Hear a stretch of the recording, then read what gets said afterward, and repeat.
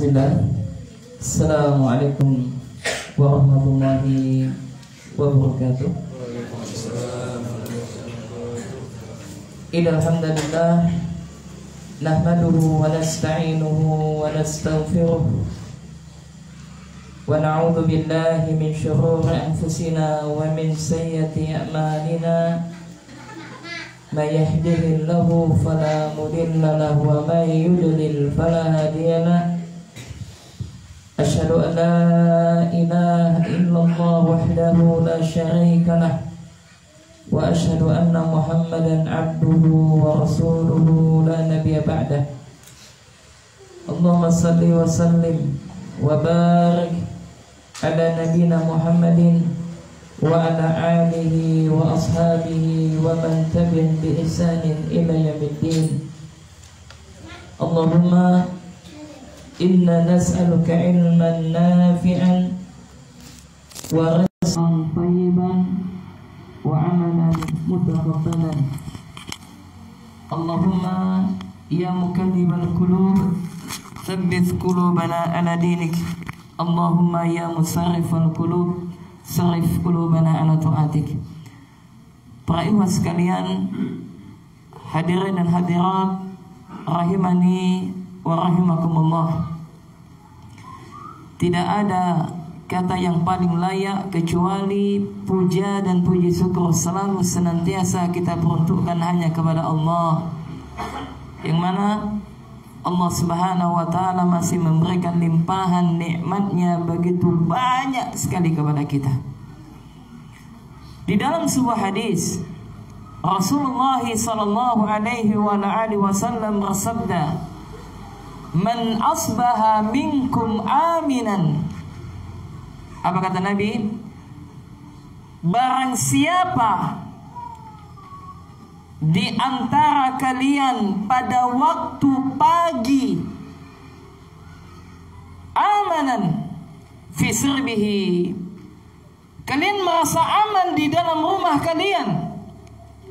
Jadi barang siapa jamaah yang di antara kita pada hari tersebut kita merasa aman di dalam rumah kita, mu'afan fi jasadih, dan badan kita dalam keadaan sehat wal afiat, indahu qutu yaumihi, dan pada hari tersebut dia memiliki makanan, yang bisa dia makan. Maka apa kata Nabi? Faka'annama hizat lahu dunya. Subhanallah.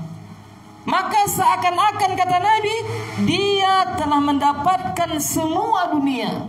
Subhanallah. Adakah ketiga hal ini kita dapatkan? Ada kan? Apa yang pertama? Rasa aman di dalam rumah kita. Aman. Ada istri, ada anak. Yang bujang gimana Ustaz? Ya aman juga walaupun tak punya istri. Apalagi punya istri, aman. Apalagi yang kedua, badan dalam keadaan sehat wal afiat. Subhanallah, ini nikmat jamaah.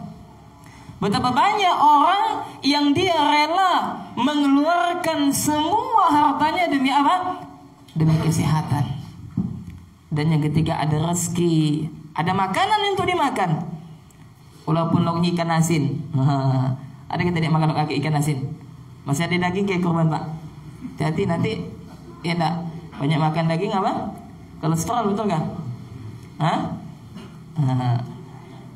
Ya nanti asam urat. Ya. Apapun yang kita makan ini adalah nikmat. Maka subhanallah, kalau seandainya ketika ini terkumpul, rumah kita aman sentosa, tempat kita aman sentosa. Kedua, kita dalam keadaan sehat. Ketiga, ada rezeki, ada makanan yang bisa kita makan. Faka'annama hizat lahu dunia, maka seakan-akan dia mendapatkan dunia semuanya. Subhanallah. Terkadang kita apa? Lupa untuk bersyukur kepada Allah. Maka jamaah, saya mengingatkan kepada diri saya dan juga kepada jamaah yang hadir maupun siapapun Anda yang mendengarkan kajian ini via online. Maka mudah-mudahan kita menjadi hamba Allah yang pandai bersyukur kepada Allah. Maka barang siapa yang bersyukur kepada Allah, maka Allah akan tambahkan apa? Nikmat tersebut. La in syakartum la azidannakum. Kalau seandainya kalian bersyukur kepadaku, kata Allah, maka akan aku tambahkan nikmat tersebut.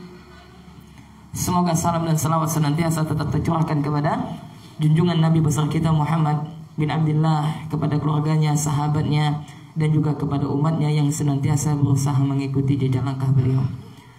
Hadirin dan hadirat rahimani rahimakumullah. Subhanallah. Ya, ana senang melihat jamaah ini, Masya Allah hadir. Ya, walaupun dingin-dingin tadi datang jadi hangat. Masya Allah, nikmat kita berkumpul di salah satu di antara rumah Allah. Untuk apa? Untuk duduk di salah satu di antara taman-taman surga. Sebagaimana Rasulullah sallallahu alaihi wasallam bersabda kepada sahabat, "Idza marartum bi riyadil jannah, tarfa'u," kata Nabi. Wahai sahabatku, kata Nabi, kalau seandainya kalian melewati salah satu di antara taman-taman surga, maka mendekatlah, merapatlah, mendekatlah, merapatlah. Sahabat bertanya, "Ma riyadul jannah?" Apa yang dimaksud dengan salah satu taman-taman surga itu, wahai Rasulullah? Maka apa kata Nabi? Halaqul dzikr.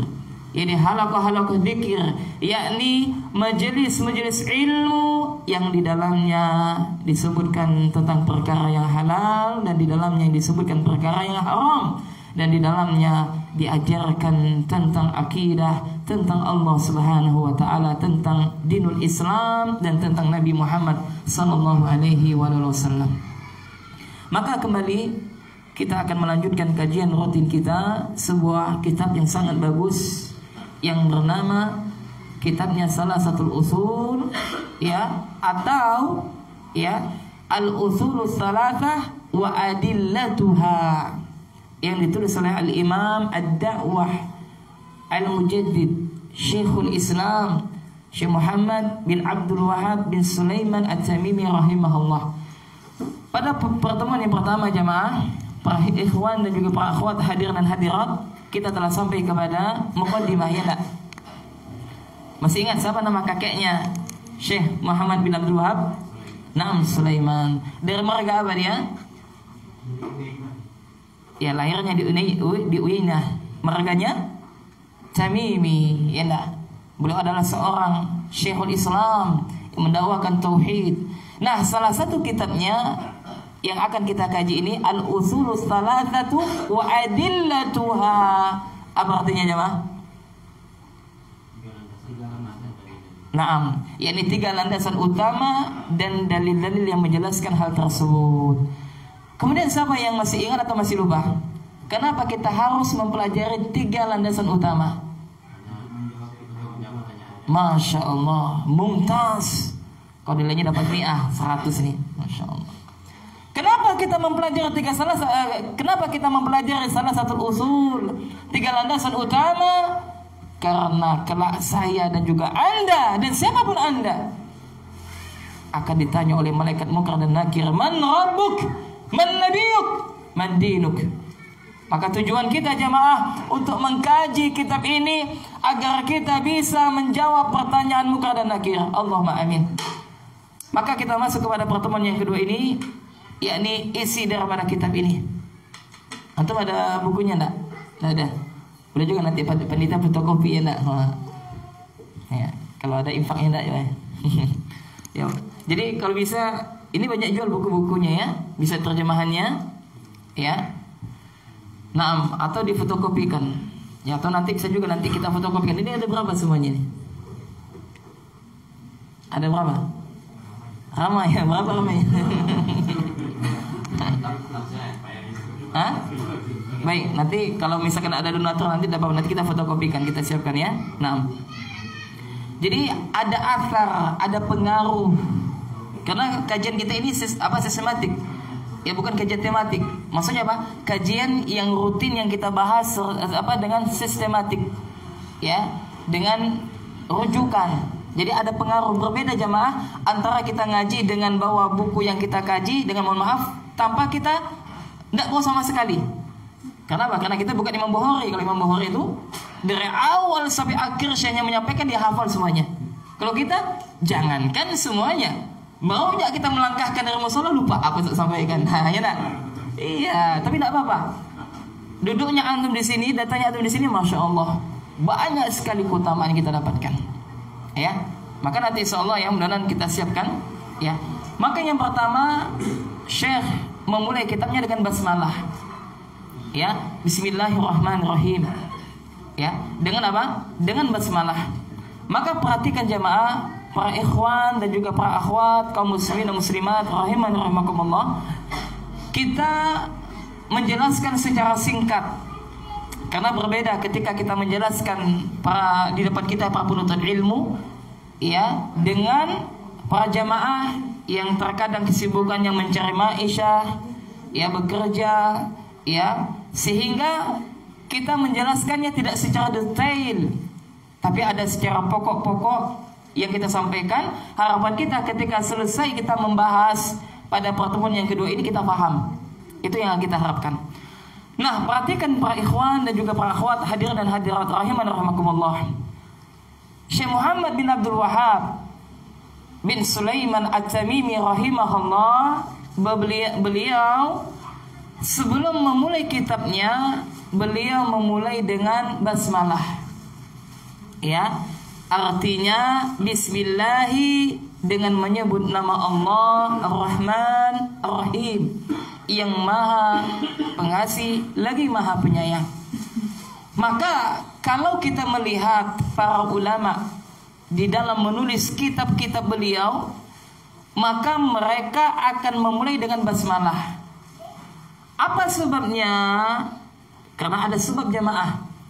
Maka dapat kita simpulkan ketika para ulama kita memulai kitabnya dengan basmalah, itu ada makna, ada faedah, ada pelajaran yang bisa kita ambil daripada apa yang telah dicontohkan oleh para ulama kita. Kenapa para ulama kita memulai kitabnya dengan basmalah? Salah satunya adalah Syekh Muhammad bin Abdul Wahhab bin Sulaiman At-Tamimi. Jawabannya sebagai berikut. Yang pertama adalah untuk mengikuti Al-Quran. Untuk mengikuti apa? Al-Quran. Kenapa? Karena di dalam Al-Quran, ya, itu semua surah dimulai dengan apa? Basmalah. Kecuali ada satu surah yang tidak dimulai dengan basmalah. Surat apakah itu? At-Taubah. Jadi ketika para ulama kita memulai kitabnya dengan basmalah, maka memberikan pelajaran kepada kita bahwasanya mereka mengikuti Al-Quran. Bukankah Allah Subhanahu wa taala sebutkan tentang Al-Quran di dalam Al-Quran surah Al-Baqarah ayat 2, "Dzalikal kitabu la raiba fi." Yang mana Al-Quran ini adalah kitab yang di dalamnya tidak ada keraguan sedikit pun, hudan lil muttaqin. Ini petunjuk bagi orang yang bertakwa. Kemudian yang kedua, alasan yang kedua atau pelajaran yang kedua adalah mengikuti Rasulullah sallallahu alaihi wasallam. Kenapa jamaah? Karena pada tahun ke-6 Hijriah, ketika Rasulullah sallallahu alaihi wasallam berdakwah di luar kota Madinah, maka Nabi menulis surat kepada para raja ketika itu. Maka sebelum Nabi memulai suratnya untuk para raja ketika itu, maka Nabi memulai dengan apa? Bismillah.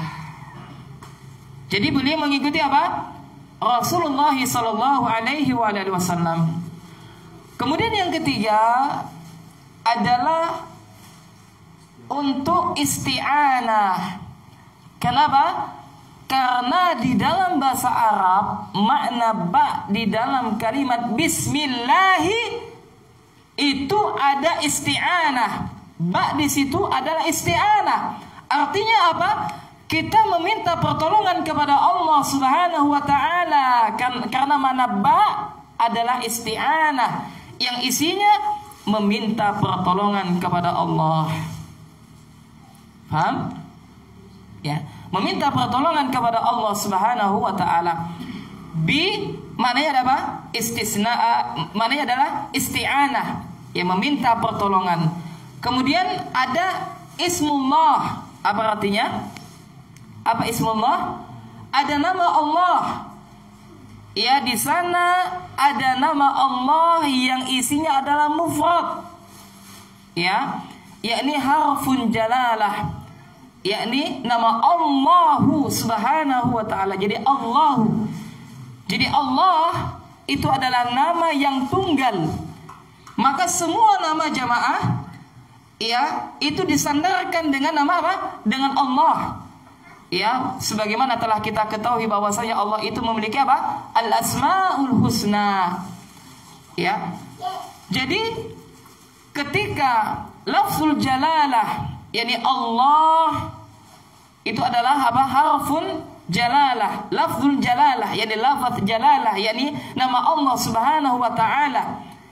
Yang mana nama Allah jalalah ini adalah yang paling azam, yang paling besar. Kenapa? Karena nama ini disandingkan dengan nama-nama yang lain. Faham tak? Allah Ar-Rahman Ar-Rahim, ya tak? Nah, salah satu di antara nama dan sifat Allah adalah Ar-Rahman dan Ar-Rahim. Ya. Maka ketika kita bilang bismillahi, maka sejatinya apa? Kita meminta pertolongan kepada siapa? Kepada Allah Subhanahu wa ta'ala. Kenapa? Karena Allahu, kalau kita belajar dalam bahasa Arab itu asalnya dari al-ilah atau al-uluha, yang artinya ibadah. Jadi Allah adalah al-ma'luh, ya, dan arti al-ma'luh adalah al-ma'bud, yang disembah. Inilah sebagaimana disebutkan bahwasanya Allah Jalla wa Ala wa huwa Allah fis samawati wa fil ardi. Dan dialah Allah yang disembah di langit maupun di bumi. Berarti kalau dikatakan dialah Allah yang disembah di langit, berarti siapa yang menyembah Allah di langit? Malaikat Allah. Wa fil ardi, yang di bumi siapa yang menyembah Allah? Siapa? Hah? Manusia. Manusia. Ada yang mukmin, ada yang kafir. Maka di sini adalah khusus bagi siapa? Al-mu'minun, orang yang beriman kepada Allah Subhanahu wa ta'ala. Ya. Itu yang pertama jamaah. Kemudian Ar-Rahman Ar-Rahim. Maka sifat Ar-Rahman ya adalah artinya Allah Subhanahu wa ta'ala, yakni memiliki sifat Maha Penyayang. Ya, Maha Penyayang. Dan Ar-Rahim yakni Maha Pengasih. Maka perhatikan, Allah di antara salah satu sifat Allah ada Ar-Rahman. Yakni apa? Mengandung sifat rahmah untuk seluruh makhluk, baik itu muslim ataukah kafir. Ya enggak? Coba kita perhatikan orang kafir. Apakah Allah memberikan rezeki kepada mereka? Apakah Allah memberikan rezeki kepada orang kafir? Iya. Apakah Allah memberikan istri kepada orang kafir?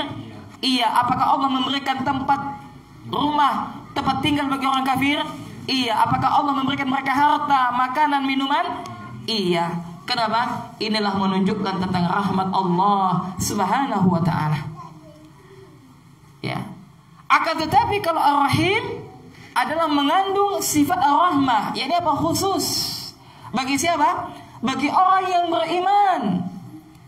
Sifat ini khusus bagi orang yang beriman, jalan yang lurus. Antum bisa duduk di sini atas apa? Sifat Ar-Rahim ya Allah Azza wa Jalla. Allah yang telah menuntun kita. Inilah namanya hidayah, petunjuk. Kemudian apa lagi? Nikmat keimanan. Kita beriman kepada Allah adalah Ar-Rahim. Itulah Allah Subhanahu wa ta'ala berikan kepada kita. Kemudian nikmat amal soleh. Kita bisa melaksanakan sholat maghrib tadi, dan juga akan kita lanjutkan insya Allah sholat isya. Ini adalah merupakan kasih sayang Allah Azza wa Jalla. Oleh karena itulah Allah sebutkan dalam Al-Quran surah Al-Ahzab, wa kana bil mu'minina rahima. Dan dialah Allah yang maha penyayang kepada orang-orang yang beriman. Maka subhanallah, ketika Syekh mengatakan bismillah dengan menyebut nama Allah subhanahu wa ta'ala yang maha pengasih lagi maha penyayang, maka memberikan isyarat beliau sebelum menulis buku meminta perlindungan atau meminta pertolongan kepada Allah subhanahu wa ta'ala. Kenapa jamaah? Karena kita dianjurkan setiap aktivitas kita hendaklah menyebut nama Allah, ya enggak? Ya. Apa salah satu contohnya? Rasulullah sallallahu alaihi wasallam bersabda, "Kullu kalamin au amrin dhi balin la yuftahu bi dzikrillah fahuwa abtar." Apa kata Nabi yang mulia sallallahu alaihi wasallam? Setiap perkataan atau perkara yang tidak dibuka dengan zikir kepada Allah, minimal disebut nama Allah bismillah, maka terputus keberkahannya. Dalam hadis yang lain, Nabi yang mulia sallallahu alaihi wasallam bersabda, kullu amrin dhi balin la yubda'u fihi bismillahirrahmanirrahim fahuwa abtar. Yakni setiap perkara yang penting apabila tidak dimulai dengan basmalah maka akan terputus berkah. Apa itu berkah? Ada yang tahu apa itu berkah? Naam, al-barakah adalah ziyatul khair. Ya, bertambahnya kebaikan dan tetapnya kebaikan. Subhanallah. Ini adalah keberkahan jamaah. Ya, oleh karena itu kalau kita memulai semua aktivitas kita dengan basmalah, maka sejatinya apa? Kita meminta pertolongan kepada Allah. Contoh, kita minum bismillah. Maka sejatinya apa? Ya Allah, dengan menyebut namamu, aku meminta pertolongan untuk minum. Ya, atau misalkan doa keluar rumah, apa doanya? Bismillahi tawakkaltu 'alallahi la haula wala quwwata illa billah. Maka apa? Bismillah dengan menyebut namamu, wahai Allah, ya aku bertawakal kepadamu. Tidak ada upaya dan kekuatan melainkan atas apa? Izin daripadamu ya Allah. Maka ketika kita keluar rumah membaca doa ini jamaah, maka apapun terjadi di jalan itu semua telah ditakdirkan oleh Allah Subhanahu wa taala. Maka tak boleh kalau Anda orang yang beriman, kalau seandainya ada di antara saudara Anda atau orang-orang yang Anda cintai, misalkan qadar Allah ya, waliyadzubillah, dia keluar rumah lalu apa? Misalkan kecelakaan misalkan. Ya, biasa kita untung tolen ya enggak? Untung kecelakaan, untung enggak matinya enggak? Udah patah kaki tangan, untung katanya. Ini orang Melayu enggak? Betul kan? Untungnya enggak? Untung tolen. Alhamdulillah. Kalau Cina rugi tolennya enggak? Ayo rugi katanya. Ya enggak? Ya. Nah, subhanallah. Maka ketika kita beriman kepada Allah, maka ketika kita membaca doa keluar daripada rumah kita dengan membaca doa yang diajarkan oleh Nabi, Bismillahi tawakkaltu 'alallahi la haula wala quwwata illa billah. Apapun yang terjadi jemaah, itu telah ditakdirkan oleh Allah Subhanahu wa taala. Dalam hadis yang lain Nabi menyebutkan barang siapa yang dia keluar dari rumahnya membaca doa tadi, maka syaitan tidak akan bisa menggoda dia. Syaitan tidak akan bisa menggoda dia. Makanya setiap apa yang kita lakukan, baca basmalah. Ketika makan basmalah, ketika minum basmalah, ketika bekerja basmalah. Pada hakikatnya apa? Kita tidak hanya menyebut nama Allah, tapi apa? Kita beristi'anah, meminta pertolongan kepada Allah Jalla wa'ala. Demikian juga apa? Dalam berhubungan badan, subhanallah. Ada doanya. Coba dites nih bapak-bapak, hafal enggak doa nih? Nah, jangan hafal. Yang bujang nih hafal enggak? Ilmu dulu. Al-ilmu qabla al-qawli wal amal. Apa nak? Nah, coba tes lo. Ada bahan ini nak? Apa?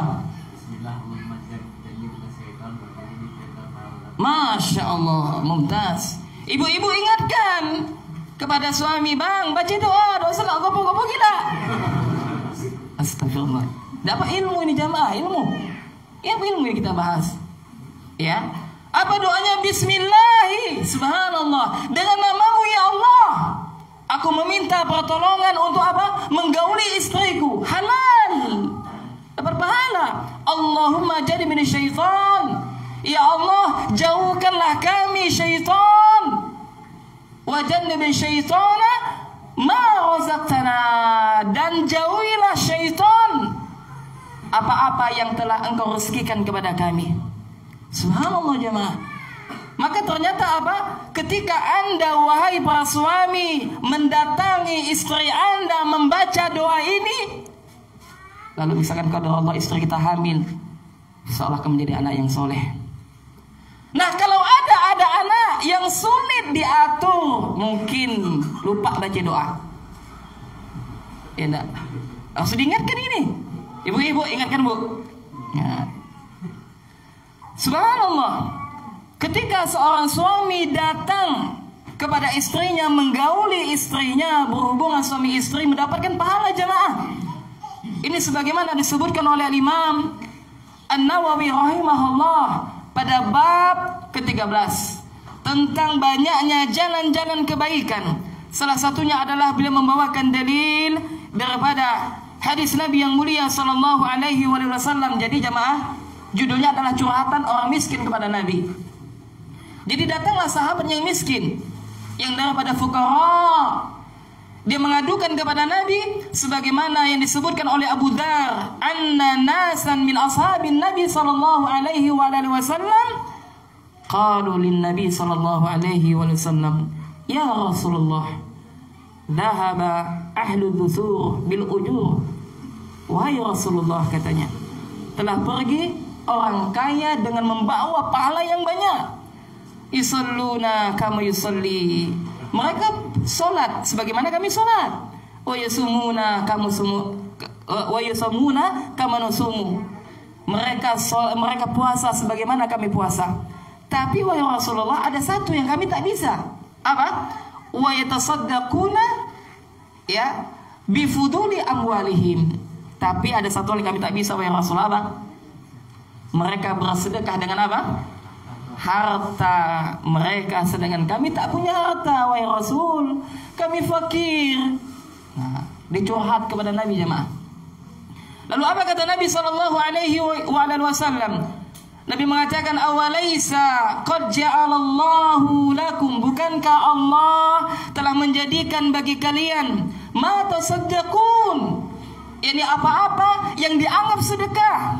Wa bikulli tasbihah sadaqah, setiap tasbih adalah sedekah.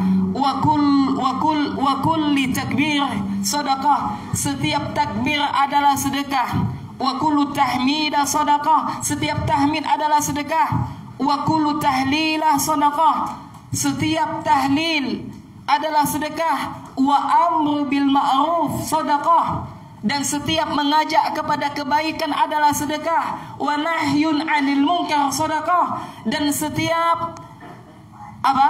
Melarang daripada kemungkaran adalah sedekah. Bahkan apa kata Nabi? Wa fi bud'i ahadikum sedekah. Subhanallah jemaah. Ketika kalian mendatangi istri kalian adalah sedekah. Maksudnya apa? Berhubungan suami istri adalah sedekah. Lalu sahabat heran. Dalam pikiran mereka, kenapa kok berhubungan suami istri ada sedekah? Mereka apa? Mereka bertanya, qalu ya Rasulullah, ayati ahaduna syahwatahu wa yakunu lahu fihi ajrun. Wahai Rasulullah, kata sahabat, bagaimana mungkin kami mendatangi istri kami melampiaskan hasrat syahwat kami kepada istri kami, kenapa kami dapat pahala? Apa jawabannya jemaah? Ini yang bujang tak paham ini.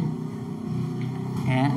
Maka apa kata Nabi sallallahu alaihi wasallam? Ara'aitum, kata Nabi, bagaimana pendapatmu law wada'aha kalau seandainya hal itu engkau letakkan fi haramin, kepada perkara yang haram.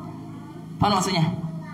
Bagaimana kalau seandainya syahwatmu engkau tunaikan, engkau berikan kepada sesuatu yang telah diharamkan oleh Allah? Ya, apakah dia akan mendapatkan dosa? Dapatkah dosanya jamaah? Iya, dapat. Dia berzina.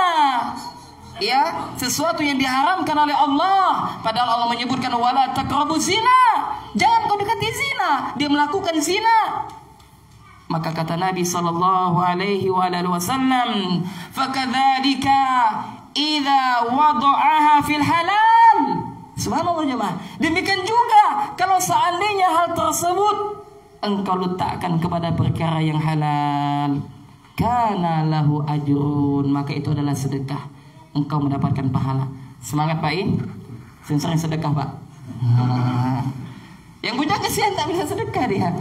Enak, maka cepat nikah, enak. Nah, dosa takut. Subhanallah, masya Allah. Inilah salah satu apa? Keutamaan menikah. Nyuapkan makanan ke istri sedekah. Subhanallah, masya Allah. Berikan baju sedekah. Ibu minta kan berikan baju bu, biar sedekah. Tidak apa-apanya bang, sedekahi banyak bang. Bukan hanya berhubungan aja. Ya, beli baju sedekah, belikan emas sedekah. Ya, tapi kalau tak ada harta maka sedekah yang dianjurkan oleh Nabi sallallahu alaihi wasallam. Subhanallah jemaah. Oh, bismillah, tidak mau azan ini enggak ya? Subhanallah nih, panjang juga ternyata. Masya Allah, enak. Panjang juga nih. Ya.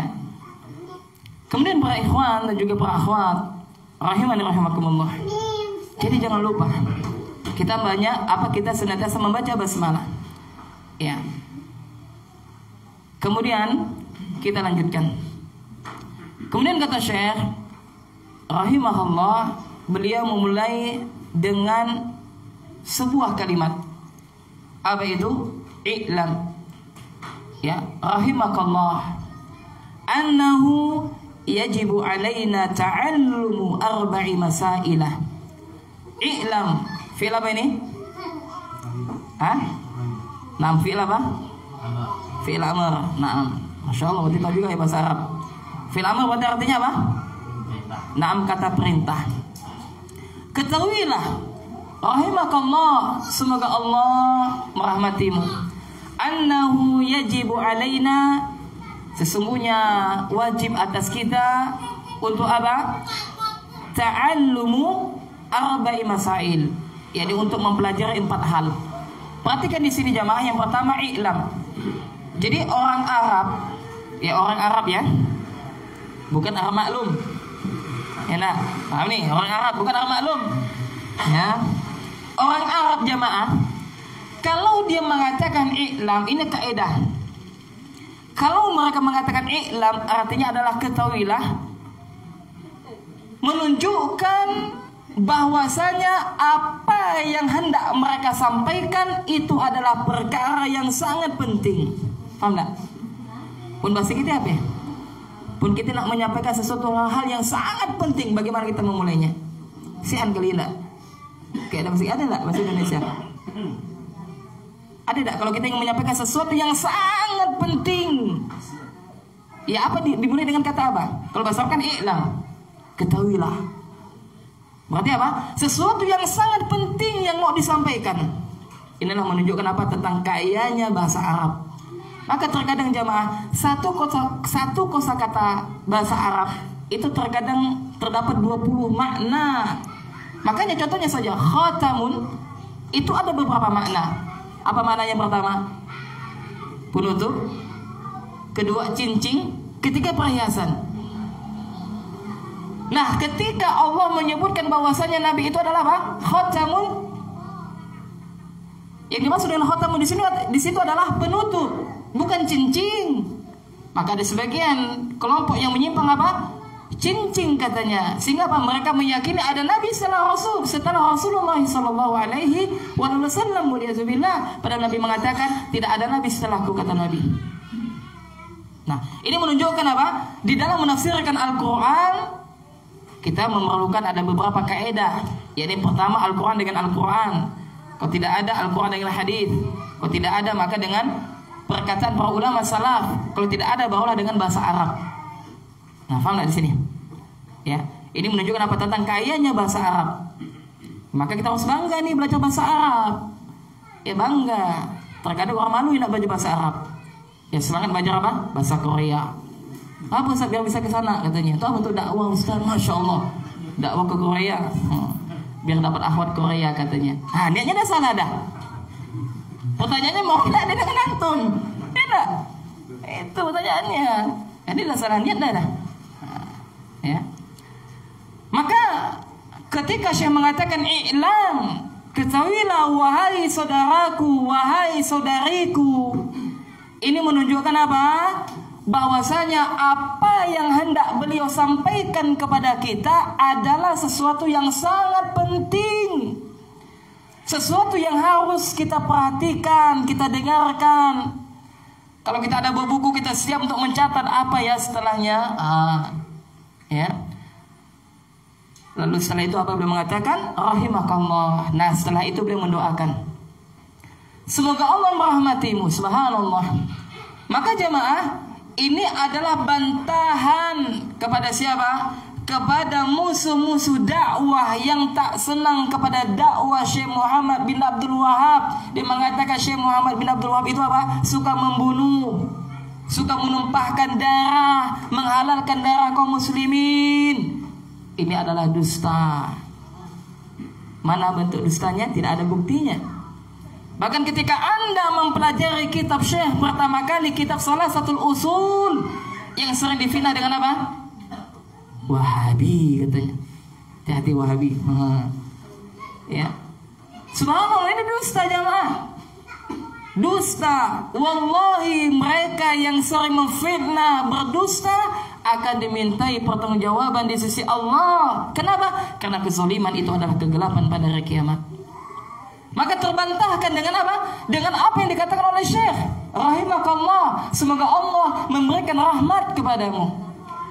Maka di sini memberikan pelajaran kepada kita, yakni apa? Bagi Anda wahai para ayah, bagi Anda wahai para bunda, hendaknya Anda senantiasa mendoakan anak Anda.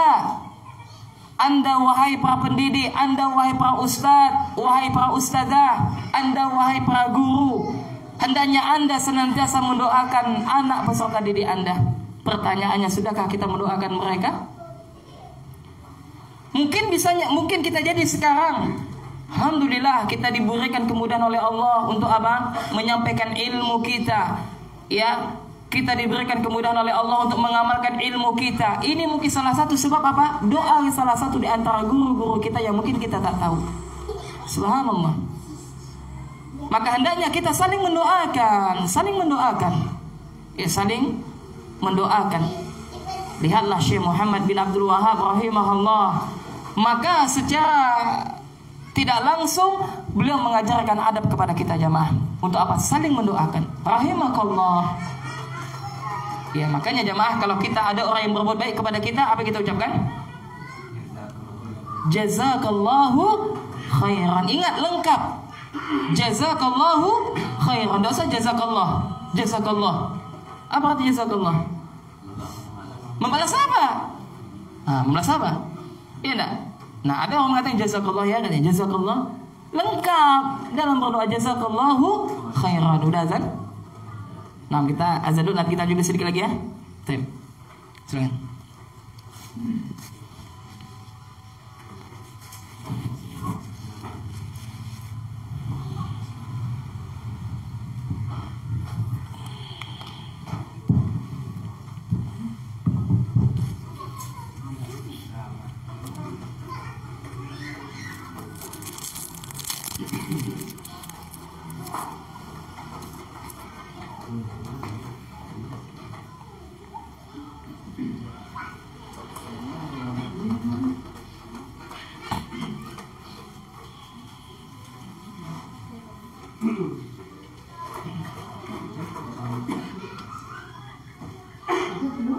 Device is ready to help.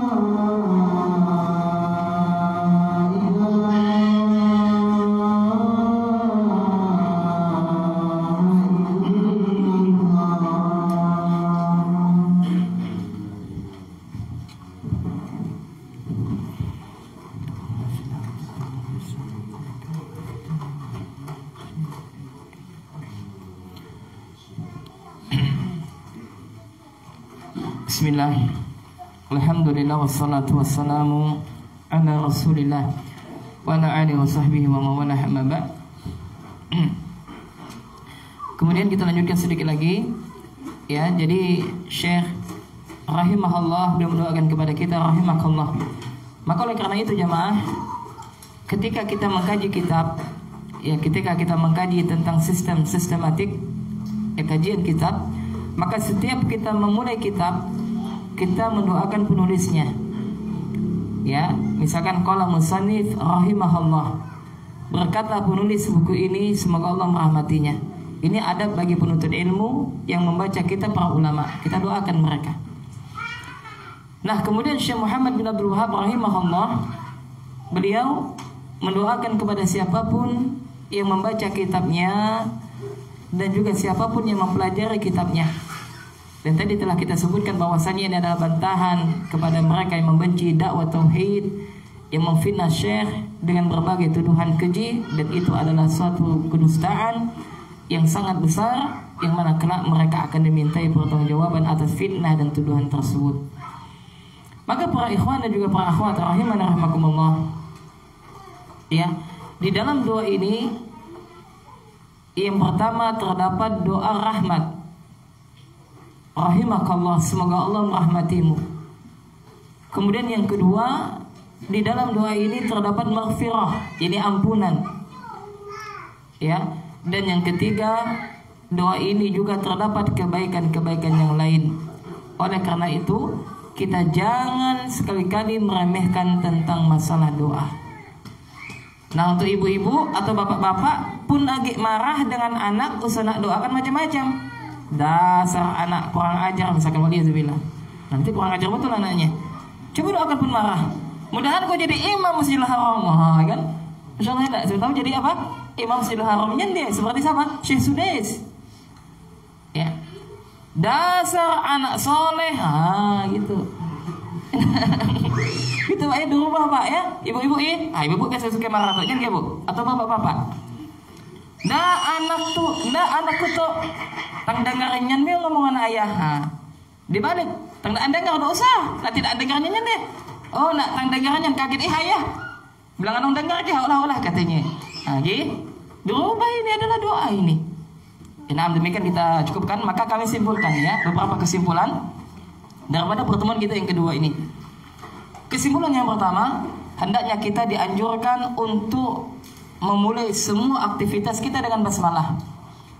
Yang memulai semua aktivitas kita dengan apa? Dengan basmalah.